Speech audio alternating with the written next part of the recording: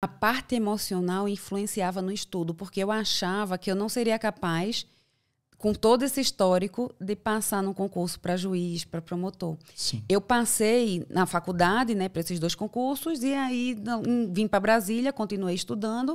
Em 2006, eu passei, 2007, para procurador de assistência judiciária do DF, que é o defensor público. Só que naquela época a nomenclatura era diferente. E eu parei de estudar porque eu tinha... Foi inocência também. Eu parei de estudar porque eu disse, eu vou ser nomeada, parei, vou viver o que eu não vivi, porque eu não tinha vivido. Vou tirar o tempo perdido, né? Foi quando eu comecei a sair, foi quando eu comecei a aproveitar a vida. Até porque eu era muito presa por minha mãe, não saía. E foi quando eu comecei a tirar o tempo perdido. Você acha que a sua mãe ter prendido você, entre aspas, coisa que você disse que não aconteceu com a sua irmã, você acha que isso prendeu também, mas minha irmã era mais revolts. Ela fugia. Ela fugia. Mas você acha que isso te fez ter medo da socialização? Porque às vezes a gente pensa assim, pô, pra minha mãe ter me protegido tanto, é porque esse mundo é muito cruel. O que você acha disso? Na verdade, na época eu não processava isso assim, né? Entendi. Eu não processava. Eu não tinha... eu não conhecia o outro lado. Que você não conhece, então você não tem noção do que é. Você, né? Tipo assim, você não tinha nem o conhecimento de assim, cara, como é que é uma vida livre que eu posso sair, que ninguém fica me regulando horário? Isso. E aí assim, você começou a sair. Recife sempre foi uma cidade muito violenta, né? Todo mundo fala. Então, assim, eu tinha um certo medo pela... Eu não julgo minha mãe, ela fez o melhor que ela tinha. E eu não sei nem... Até, assim, quando eu for mãe, eu vou até que me controlar muito. Claro que eu estou em outra época, em outro ambiente. E um outro nível de consciência. Mas, por exemplo, hoje eu tenho medo pela minha irmã, pelo meu sobrinho, pelo meu cunhado, pelos meus tios, pela minha avó. Porque Recife não é uma cidade tão tranquila. Eu não ando tranquila em Recife. Amo Recife, sou apaixonada por Recife. Fico brava quando alguém fala mal, quando alguém diz que Recife é violento. Só você pode falar mal. Só eu. Não, nem pensar. Acho uma cidade lindíssima, acho uma pena. Muito triste estar abandonada do jeito que está. Mas eu tenho medo. Sim. Porque a gente sabe a violência lá como é. É um grande centro urbano, né? Exatamente. E por isso, assim, eu não processei isso na época. Mas quando eu cheguei aqui, que eu passei essa época, não, vou parar ali em defensor público porque eu não sou capaz de passar em juiz e promotor. E meu sonho já era ser promotora, porque foi onde eu aprendi a gostar do direito. Eu queria ser promotora criminal. E depois eu entrei no Ministério Público do DF como analista e era apaixonada por aquilo. Só que eu dizia, não, eu não vou passar, então não vou nem me arriscar. Quando eu comecei a fazer a terapia, foi que eu comecei a me achar. A ver assim, que não era tão impossível. Eu comecei a fazer. E para te falar a verdade, Yuri, quando eu comecei a estudar mesmo para concurso, que foi em 2013... porque eu fiquei esse tempo parado, foi quando o concurso da Defensoria. 13, né? Foi 2007 a 13. 13, tá. Eu comecei a estudar por outros motivos. Eu comecei a estudar porque o concurso da Defensoria tinha expirado sem me nomear.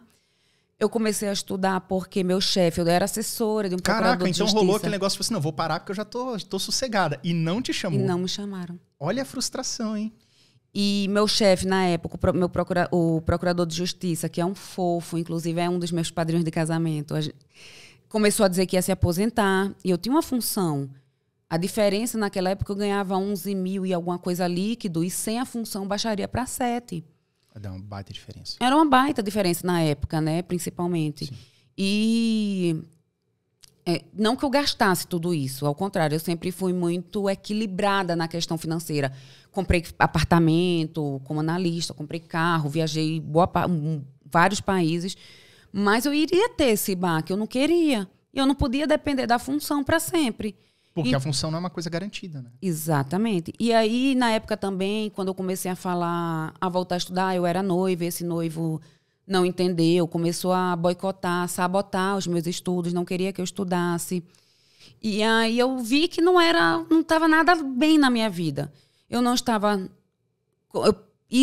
prestes a perder a função, relacionamento com uma pessoa que se mostrou extremamente egoísta. Depois, lá na frente, a gente veio sentar, ter uma conversa. Ele disse, na verdade...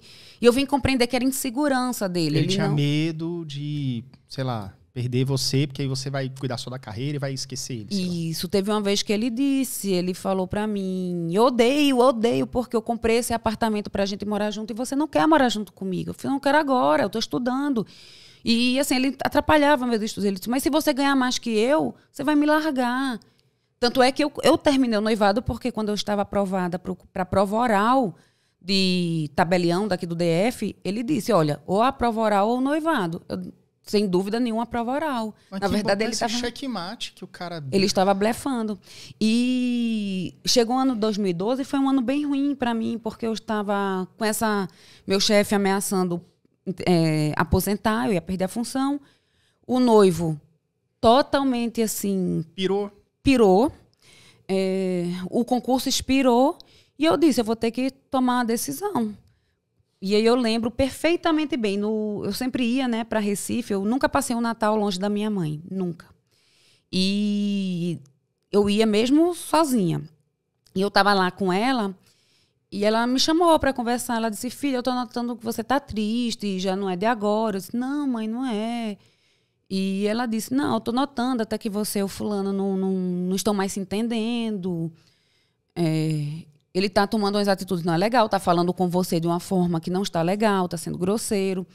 E eu disse, não, a questão é que o concurso expirou. E ela, filha, volte a estudar. Volte a estudar. Mas eu não vou passar. Ela, não importa, volte a estudar. E vá fazendo. E aí eu tomei essa decisão. Foi uma decisão meio que vou tomar. Já voltei para Brasília, janeiro de 2013, e comecei a estudar. Como é a potência que a voz da sua mãe teve para você? Sim. E aí você, não, é isso mesmo, mãe. Pá! É isso mesmo, voltei, comecei a estudar e dane-se noivado, dava chilique, eu não tava... Chegou um ponto que... Preguiça, Caraca, chegou um ponto que eu disse, cara, vou focar em mim.